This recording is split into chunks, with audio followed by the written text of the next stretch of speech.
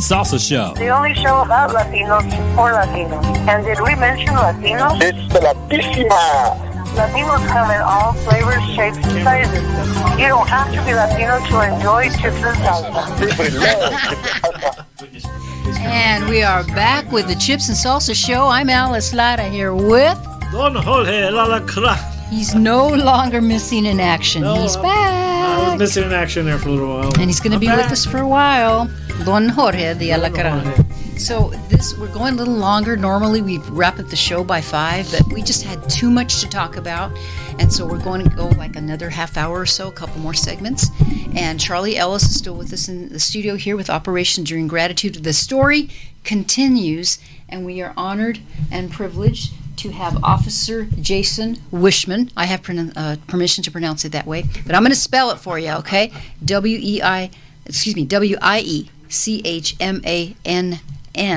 And he is from the city of Glendale, and we are big supporters of the Blue here. Thank you so much for being here, and I know welcome. Appreciate it. And I'm going to let Charlie kind of tell you why we have you in the studio here. Well, City of Glendale, we work with the code-compliant department.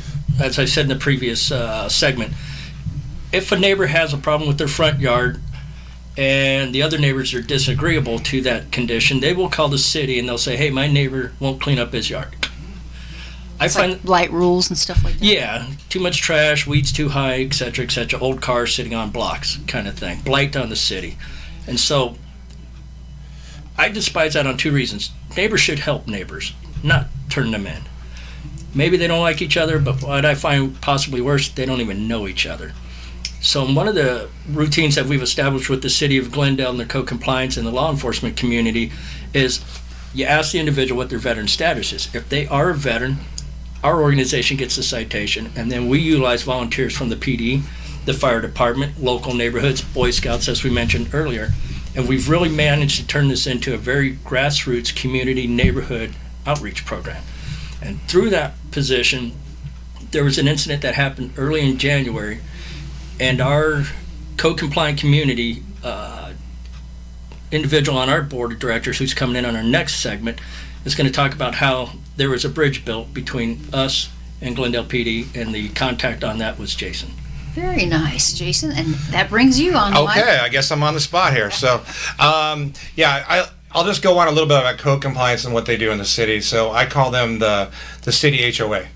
We all have HOAs in our city, and they come out and they deal with weeds, and that's their job. So basically, that's what code compliance is. They have other functions too, and we work really close with that program and the department.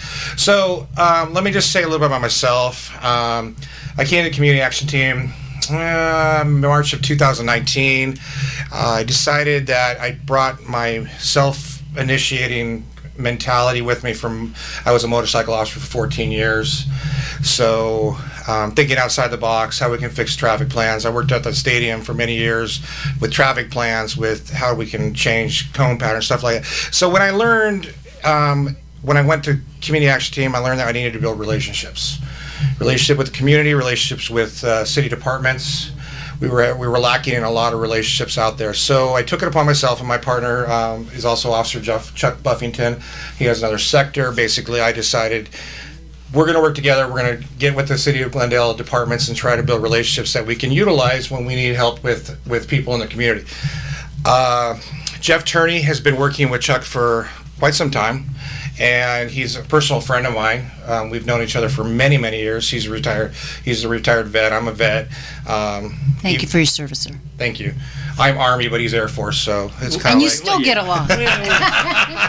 So we're good friends, and he's a very volunteer-oriented person. So am I. So when I got called, it was actually January 13th. I was called by a sergeant who's on patrol. He knew that I had these relationships, that I could think outside the box. I could figure out some situations, what's going on. So when I came to the house, he kind of gave me, the officers know me too. A lot of my officers rely on me to get searches because I have the time. I have the time to figure things out, and that they don't have on the street, because they have to go split-second decisions and move on to a next call, especially on swing shift. So I got the call, it was late in my day. I was almost ready to get off and shift. So I went out there, and I basically got out there, heard the situation. I heard there were 70 cats in the home, that there was a hoarding situation. Whoa. What I heard from the sergeant and the officers was that fire department called for us to get adult protective services, to get all these entities out here as quick as possible. I'm like, hold the phone, let's figure it out. As I'm going out there, I call. We have he's an abatement building safety inspector. His name is Scott Baxa. Great friend of mine.